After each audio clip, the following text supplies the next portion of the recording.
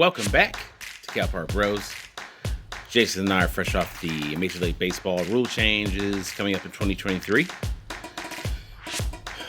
Coming up in our third and final segment, we're going to be discussing the Jackson, Mississippi water crisis. I don't feel all warm and fuzzy about the nation we live in, Jason, when yet another major city is having all sorts of water issues. Like, this is begging for what about Flint? A flippant response from anybody, not just us. I mean, that's the first thing I thought of when I saw this was like another Flint, Michigan. First thing I thought of. And honestly, I don't think if you see what's going on in Jackson, Mississippi, I don't see how anybody else couldn't think the same thing because it's eerily similar. So, yeah. And kind of, looking into this for the show, finding articles kind of talking about the potential struggles when it comes to not just their water, but also other things. Articles going back to December of 2021 talking about this. And it just seems like this water crisis is like just something that's been building up over the last year-ish, or probably more. And we're just kind of at a pass now. Now, unfortunately, what it's going to take to fix these things, as usual, it's probably going to take some money.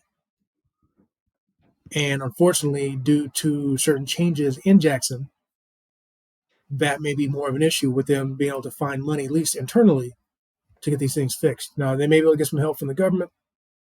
See how that worked out with Flint. But yeah, so sorry to go a little much into that before you actually threw it to me officially. But No, that's perfect, dude. I always think it's wild that this comes down to money, and I know that seems almost blasphemous, but infrastructure is pretty consistent, right? The things that you tend to just leave in disrepair and just never invest in, typically they eventually will bite you in the ass. And that doesn't matter, Democrat, Republican, Independent. Pretty much, if you don't invest in it now, it will bite you in the ass later. That can be education, that can be human resources, that can be roads, dams, bridges, you name it. Like, you got to have some sort of game plan for when these things start to fall into disrepair. you mentioned, obviously, and we both did mention that problems like this come down to money. I found an article, again, I mentioned one from December of 2021. It mentions the changes in Jackson, Mississippi specifically between 2009 and 2019. Also some changes that happened in the decade before that. But it mentions from between 2009 and 2019, the Jackson metro area only increased its jobs by 6.6%. And in that same time frame, median wages in Jackson declined 7.6%, which in general means, less wages, not paying as much taxes to the city. City has less money to do things. And unfortunately, their water and sewer system was also declining in that same time frame as well. And unfortunately, a sewer system and water system are, they're only going to be able to work for so long. And at some point, they're just going to not be very good. Since you drink water out of that, it's going to make the water not drinkable. And that's what they're facing now. So, again, the money probably not going to be able to come internally. They probably have to get some type of government assistance, whether it be FEMA or whatever, what have you. And I throw that out there somewhat ignorantly, I'll admit that. But I'm not sure they'd be the ones to help. What we don't want this to become is another Flint, Michigan, who I believe are still struggling with their water right now. Probably because they're in the same financial situation as at Jackson. They just don't have the money to fix it internally. At least not right away. Maybe they're putting money in their savings account, every paycheck or whatever, the government that is, to maybe one day fix the problem. But it's also pretty interesting too. Again, maybe kind of saying that this is the capital city of the state, which doesn't always mean anything. But sometimes you think of a capital city, you kind of think maybe sometimes higher importance within the state that you would want to put some emphasis on that because it's your state capital. Now, obviously, not every state's going to be that way because given Illinois, that for newsflash for some people who didn't know, Chicago is not the capital of Illinois. It's Springfield. But still, you would think there would be somewhat emphasis on the state capital in regards to making sure it's running smoothly because it's your state capital. If there's going to be any tourism in a state where it doesn't have a major, megapolis like Chicago in it, Jackson, Mississippi, you probably want it to be your main attraction for people to come. I'm sure there's other stuff there in Jackson to do and see. I mean, being a civil rights kind of a place, But when you have issues like this, nobody's going to want to come to your city. So obviously, tourism probably is not the priority at this point, but again, just highlighting that because you would think that some of these issues would have been taken care of because again, state capital. So that may be the wrong way to look at it, but that is what it is. Your thoughts on anything I just said, sir? I think there's multiple ways to look at it. And number one, you're talking about it working from the perspective of tourism. Uh, it's got to work for people that are there in the first damn place. Um, I that doesn't mean that tourism isn't important. I mean, ultimately, we everybody was transplanted from somewhere else, right?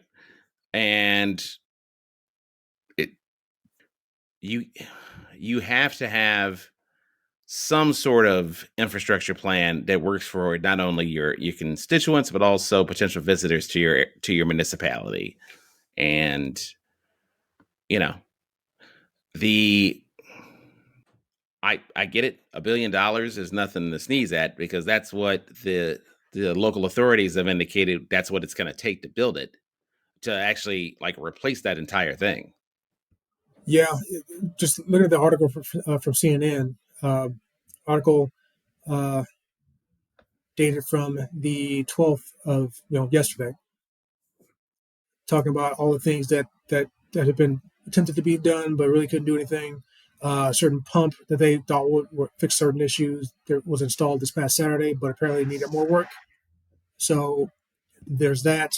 Uh, they say the systemic problems within Jackson obviously are causing this.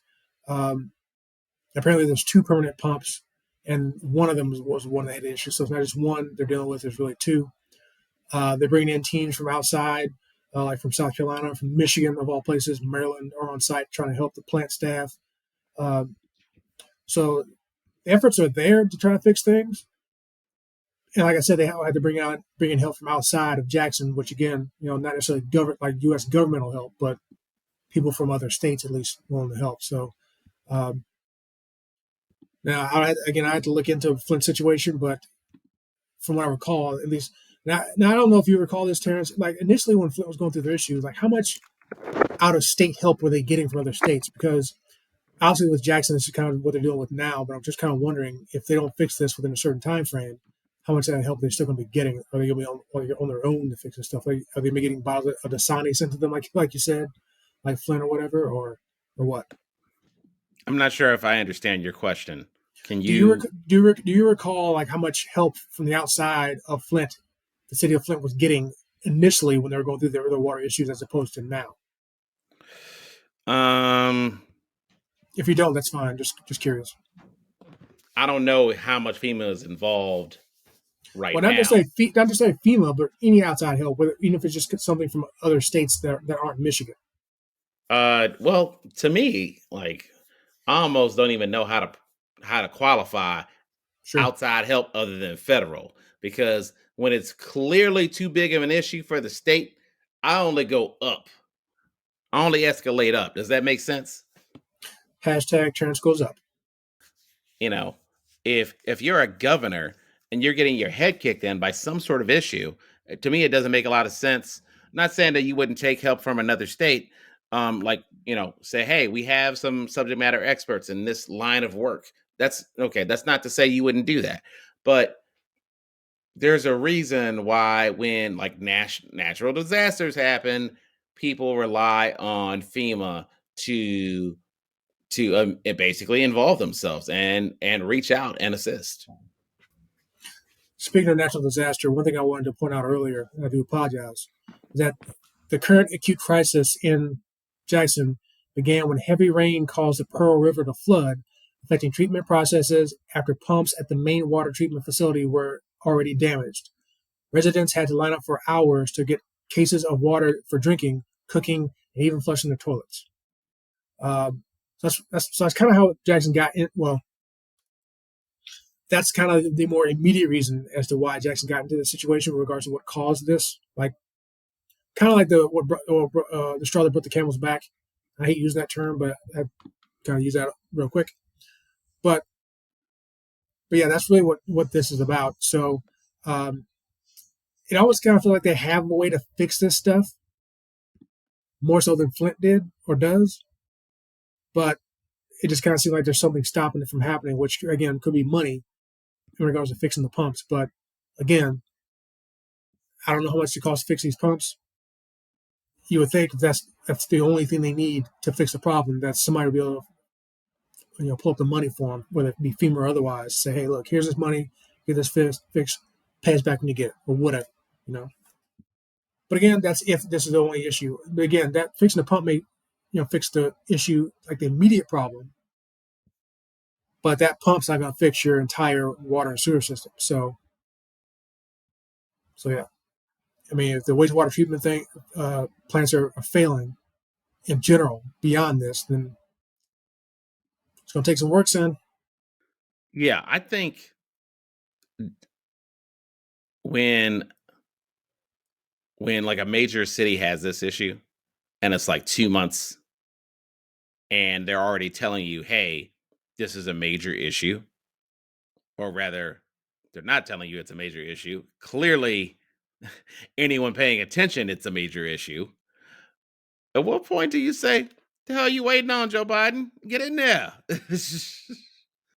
Now, you and I both have probably gone through boil orders living in Cal Park or whatever city we're living in at some point. So it's not like we get it, but Jackson, Mississippi is a populated town of about 165,000 people. Cal Park ain't nowhere near that big.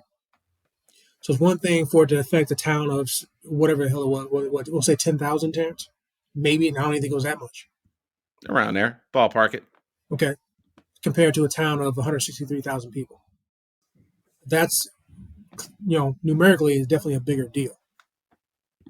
And not to mention, when the times I recall that we were on a boil order, it might have been for a day, two maybe a weekend.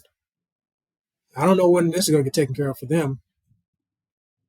Again, this article's from yesterday. So they're dealing with it from yesterday and today, but this appears to be something that happened over the weekend. So I know how annoying it is to have to use bottled water or other water from sources just to take a shower, whether it be an actual shower or a whole bath, whatever. Flush the toilet, cook. It's definitely annoying. So them having to do it, through no fault of their own, for a number of days, I can understand how annoying it is, how trashy it is. Not saying their people are trashy, but how trashy of a feeling it is that you have to do that. Because usually when we had to do a boil order, it's because like a sewer main broke.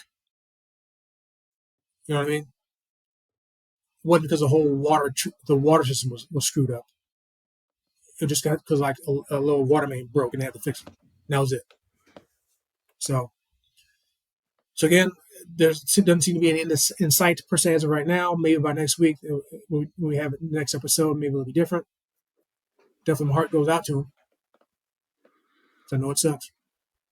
Yeah, and as far as I know, no one's died. But for those of us that are definitely having some Flint flashbacks, um, Legionnaire's disease killed at least 12 people during that crisis. And that crisis lasted at least 2 years, by the way. Just based on what I'm reading about the Jackson situation and not knowing the finer details about the Flint situation, how it started, it seems like Jackson's probably in a better position as of right now to avoid going 2 years. But I say that now. But even if they go a month, that's too long. You know. Yeah, I can't imagine having to deal with that for over a month, and how not just the things we take for granted, man. Imagine not having any other option. Well, I think at this point, if anybody takes that stuff for granted, then they're probably not. If they're taking that stuff for granted, they're probably living in a sheltered neighborhood because you. So I live in the city of Indianapolis, like within city limits. You can see plenty of examples of people without stuff like water or access to running water all the time. It's there. You see it. Now, if you choose to ignore that, that's up to you. But that's an example of how things like that, where it would be water, food, shelter, clothes, can't take it for granted because, again, you may not be homeless to lose those things, or you can have a home like people in Jackson right now and still not have certain things available. You can't really take those things for granted. Yeah, like I said, unless you live in a sheltered neighborhood, I don't see how anybody can take that for granted. That's the examples of not having the stuff are right there for you in front of your eyes, or from the TV screen like we're looking at right now with Jackson and Flint, for that matter. So can't take it for granted unless you just want to be a sheltered individual. So Yeah. I mean, it's 2022. It's kind of hard to be sheltered from really anything going on in the world, plight or otherwise, because you have a TV, you have social media, you have people talking about it. So, yeah. Sorry. Mini rant. Forgive me. Oh, you're good. All right. That concludes our segment on the Jackson, Mississippi water crisis. And with that, we'll wrap up the show.